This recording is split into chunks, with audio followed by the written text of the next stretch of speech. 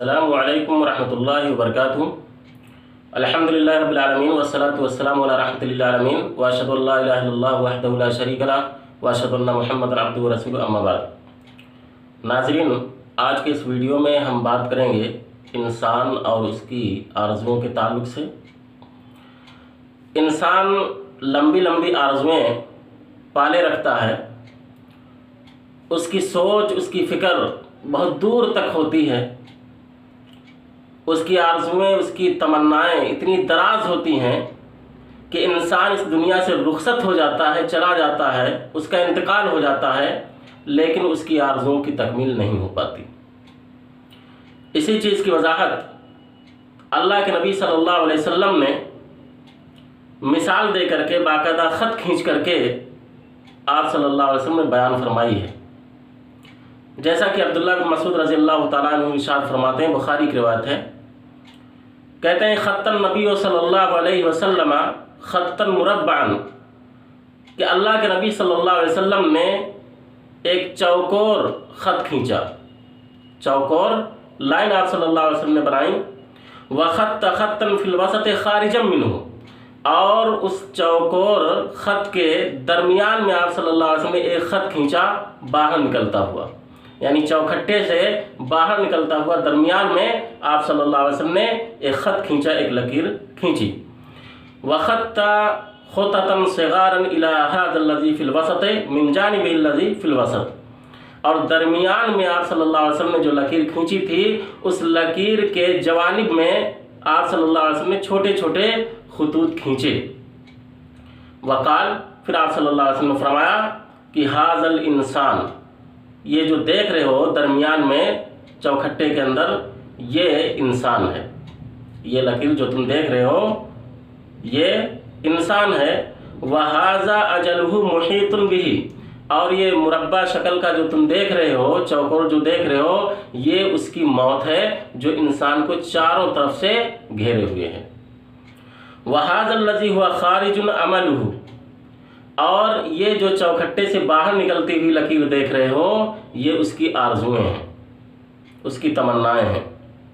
وَهَذِهِ الْخُطَطُ الصِّغَارُ الْأَعْرَاضُ، اور یہ جو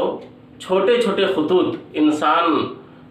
کی دونوں طرف دیکھ رہے ہو، یہ حوادثات ہیں۔ فَإِنْ أَخْطَأَهُ هَذَا نَحَشَهُ هَذَا وَإِنْ أَخْطَأَهُ هَذَا نَحَشَهُ هَذَا، اگر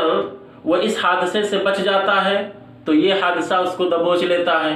اور اگر اس حادثے سے بچ جاتا ہے تو اگلا حادثہ اس کو دبوچ لیتا ہے۔ یہ بخاری کی روایت ہے اور حدیث نمبر 6417 ہے۔ اس حدیث کے اندر اللہ کے نبی صلی اللہ علیہ وسلم نے باقاعدہ مثال دے کر کے فرمایا کہ دیکھو، یہ انسان ہے اور اس کی موت اس کو چاروں جانب سے گھیرے ہوئے ہے، اور اس کی موت سے آگے اس کی آرزوئیں ہیں، اور پھر موت سے پہلے پہلے دنیا بھر کے حوادث ہیں، مصیبتیں ہیں۔ تو انسان کی آرزوئیں اتنی دراز ہیں کہ مرنے کے بعد تک اس کی آرزوئیں قائم رہتی ہیں، یعنی اس کی آرزوئیں پوری نہیں ہوتی ہیں، اس سے پہلے پہلے وہ مر جاتا ہے اور چلا جاتا ہے۔ یعنی انسان جب تک زندہ رہتا ہے تب تک حوادثات، مسائل، پریشانیاں اس کو لاحق ہوتی ہیں، بیماریاں اور تکلیفات آتی رہتی ہیں، اور بسا اوقات انہی بیماریوں میں انسان چلا جاتا ہے، ختم ہو جاتا ہے، اور اس کی آرزوؤں کی تکمیل نہیں ہو پاتی ہے۔ لیکن اگر وہ بیماریوں سے بچ بھی جائے تو آخر کار یہ جو موت اس کو گھیرے ہوئے ہے، انسان کی آرزوؤں کی تکمیل سے پہلے پہلے اس کی موت واقع ہو جاتی ہے اور انسان دنیا سے چلا جاتا ہے، رخصت ہو جاتا ہے۔ غرضے کی کہنے کا مطلب یہ ہے کہ انسان کی آرزوئیں اتنی زیادہ ہیں کہ انسان کو موت آ جاتی ہے لیکن اس کی آرزوؤں کی تکمیل نہیں ہو پاتی ہے۔ اگر ایک آرزو پوری ہو جائے تو دوسری آرزو جنم لے لیتی ہے، دوسری پوری ہو جائے تو تیسری آرزو جنم لے لیتی ہے۔ انسان کا پیٹ کبھی بھرتا نہیں ہے، جیسا کہ